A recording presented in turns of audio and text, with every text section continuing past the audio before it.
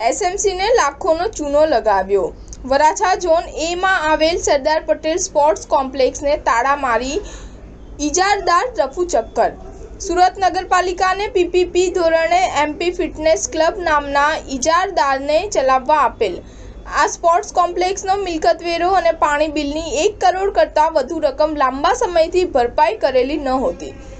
આ કારણોસર સુરત મહાનગરપાલિકાએ પાણીનું કનેક્શન કાપી નાખતા ઇજારદાર જીમની બધી જ મશીનરી અને પોતાનો સામાન ભરી રફુચક્કર થઈ ગયા છે।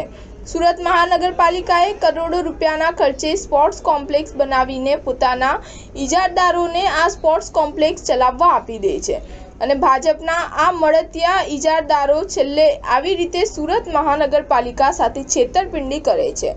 સ્ટાર ન્યૂઝ 7 હંમેશા સચ્ચાઈની સાથે।